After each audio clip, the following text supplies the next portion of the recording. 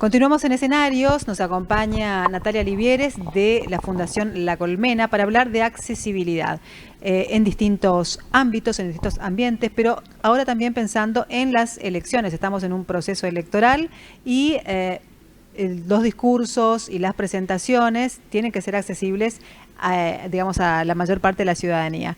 ¿Cómo estás, Natalia? Muy buenas tardes, muy bien. Muchas gracias por invitarme nuevamente. Bueno, ¿cómo se está trabajando en estas herramientas de accesibilidad y en estos nuevos códigos que tenemos que empezar a aprender también nosotros desde los medios de comunicación para poder hacer más accesibles los contenidos? Bueno, en realidad hay muchos grupos que se encuentran trabajando en distintas instituciones. Antes que nada, lo importante es ubicar el por qué se trabaja tanto en accesibilidad y por qué son necesarios esos cambios para la comunicación en general.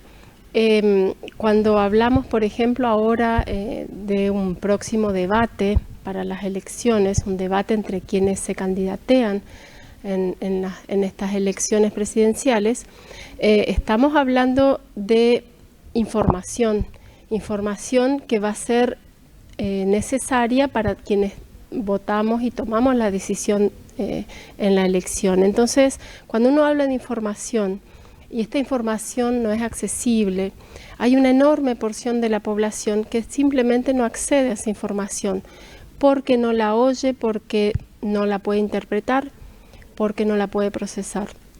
Entonces, quedando afuera de ese acceso a la información, no puede ejercer su derecho.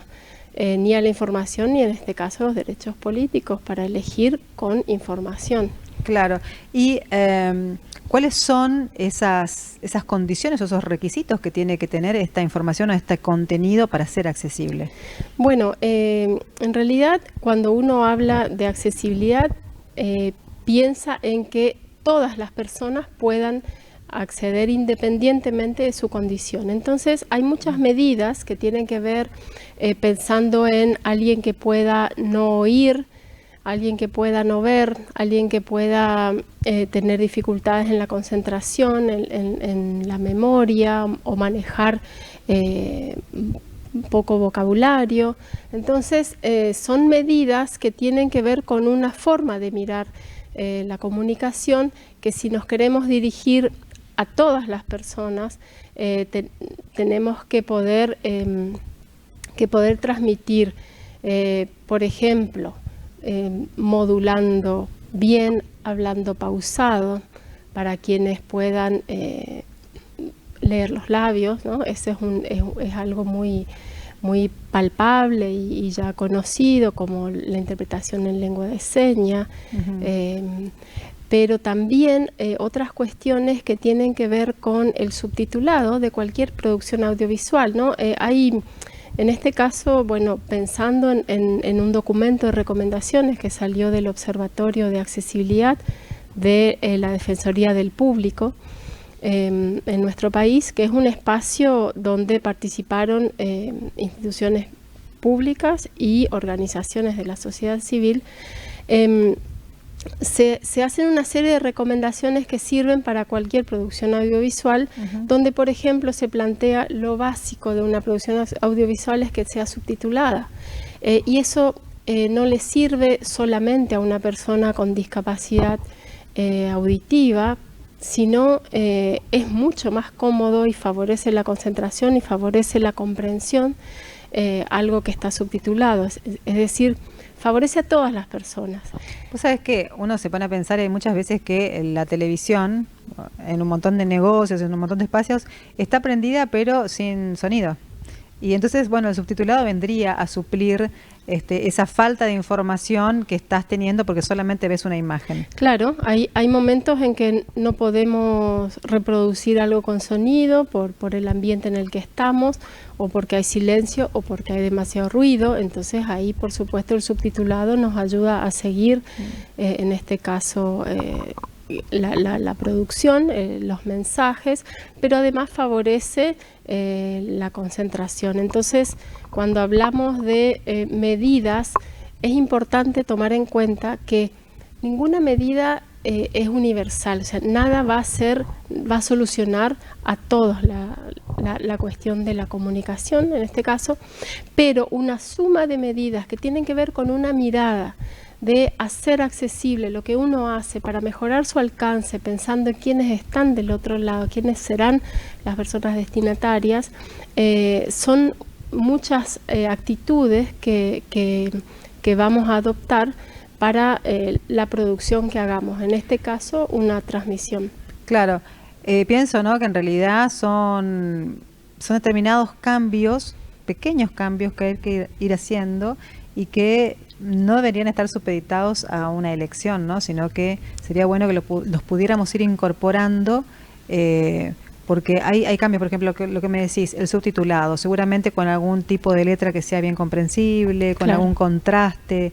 Hay una serie de cuestiones que estuve leyendo un poco en esta especie de manual que están planteando, que se pueden incorporar perfectamente, que no hace falta hacer cambios costosos ni demasiado importantes. Sí, obviamente, quizás a veces la identidad de un programa, bueno, pero son cosas que se pueden ir ajustando. Son pequeños cambios, como todas las grandes transformaciones ocurren con pequeños cambios, y hay unos muy fáciles de adoptar en la inmediatez, sin generar un rediseño, y otros que claro, que requieren repensar algunas cosas, pero como todo cambio es un proceso, y siempre pensando en mejorar y en un mejor impacto, un mejor alcance de lo que hacemos, se van a dar muy fácilmente. ¿Cómo se está trabajando desde el ámbito de la educación, o cómo se pueden incorporar a partir de la educación estos cambios, además de esto que se está planteando ahora, que tiene más que ver con nuestro trabajo en los medios audiovisuales? Claro, antes que nada, adoptando la mirada, cuando uno ya tiene la mirada de la accesibilidad, ya cualquier decisión que uno toma, cualquier cosa que uno piensa, ya lo piensa accesible, ¿no? Hay una frase, una cita en la accesibilidad que se dice: si algo fue pensado y fue diseñado, puede ser accesible.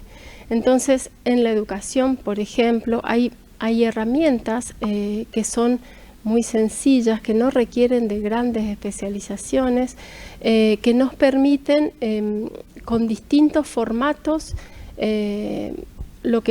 hacer accesible lo que producimos, lo que comunicamos por escrito,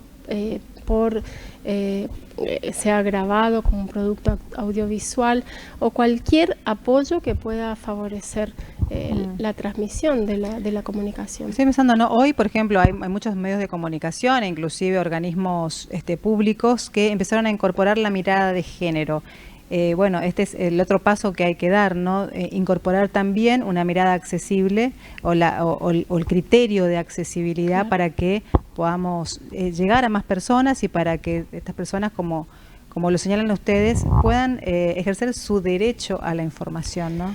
Nada menos, sí. En realidad el caminito que viene recorriendo, el movimiento que busca la inclusión de distintas identidades de género, es el mismo camino que tiene que recorrerse para buscar la inclusión de todas aquellas personas que fueron excluidas, porque algo que no es accesible, en realidad, no solo desde el punto de vista de derecho, que puede ser que es pensado en una institución, es un modo de violencia institucional, no tener accesible lo que uno comunica, por ejemplo, o hace, pero también es una manera de pensar en que algo fue diseñado con un pequeño error, porque no tomó en cuenta todas las realidades. Entonces hay que remediar ese error con accesibilidad.